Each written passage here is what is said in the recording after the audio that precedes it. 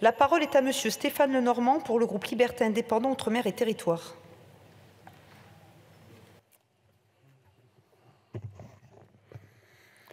Bien, Madame la Présidente, Monsieur le Ministre, Monsieur le rapporteur, chers collègues. Nous y sommes. Depuis son dépôt au Sénat en novembre 2022 jusqu'à l'accord trouvé en CMP en juin dernier, ce texte aura fait du chemin. En 8 mois, nous avons réussi à construire une loi ambitieuse qui permettra d'aller vers une véritable parité dans les 3 fonctions publiques.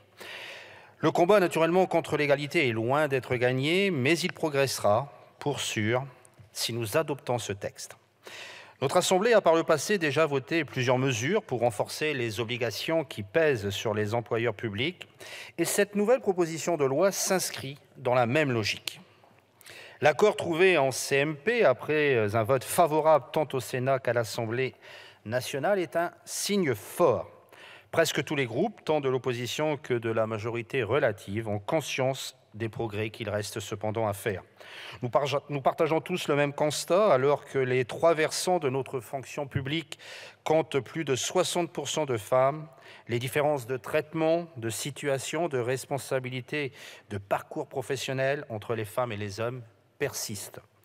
Face à cette fracture, la proposition de loi apportera des mesures concrètes. Notre groupe salue en particulier le choix de faire passer de 40 à 50% le taux de représentation de chaque sexe pour les primo-nominations au poste à responsabilité. C'est un nouveau pas vers l'égalité réelle. Dans le même sens, notre groupe salue la création d'un nouveau seuil obligatoire de 40% pour le stock, c'est-à-dire le vivier d'emploi.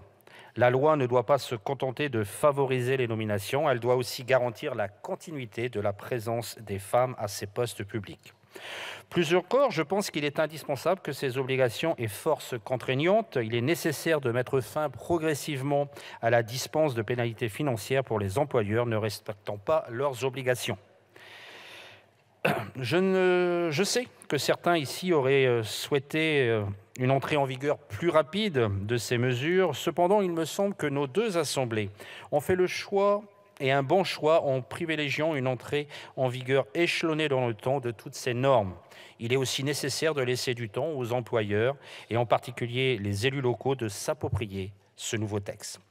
Dans le même sens, notre groupe salue le choix de la CMP de ne pas abaisser le seuil des collectivités concernées par ces obligations de parité. Actuellement, seules les collectivités de plus de 40 000 habitants sont soumises à ces obligations. À l'Assemblée, ce seuil avait été abaissé à 20 000 habitants. Certes, l'objectif est louable, mais il n'était pas réaliste et aurait mis en difficulté certaines communes. Il est nécessaire de développer une culture de la parité dans tous les secteurs. Il aurait été sans doute contre-productif de faire peser des contraintes irréalistes sur les élus locaux de petites collectivités. À nos yeux, le plus gros effort reste au niveau de l'État, qui est loin d'être exemplaire. En 2019, 6 des 11 départements ministériels n'avaient pas atteint la cible de 40% de primo-nomination et avaient dû payer près de 2 millions d'euros de pénalités. Ce résultat n'était pas forcément très motivant. Notre groupe se réjouit par ailleurs de voir que dans le texte issu de la CMP, le maintien d'une application de principe de parité dans les cabinets ministériels et dans le cabinet du président de la République, que cette mesure ait été maintenue. C'est un signal positif. Il est essentiel que les ministères et la présidence soient exemplaires. Paradoxalement, ce maintien rend d'autant plus difficilement compréhensible le choix par la CMP de supprimer toute mention de la fonction publique parlementaire. Pourquoi ce recul? Notre Assemblée avait fait le choix d'ajouter un objectif non contraignant pour les fonctions publiques des 2 chambres parlementaires. Cette suppression, et notamment pour nos concitoyens, va donner l'impression encore que nous votons une règle pour tous, mais pas forcément pour nous, même si je n'ignore pas les singularités et particularités de la fonction publique parlementaire. Je trouve que le signal n'est pas positif.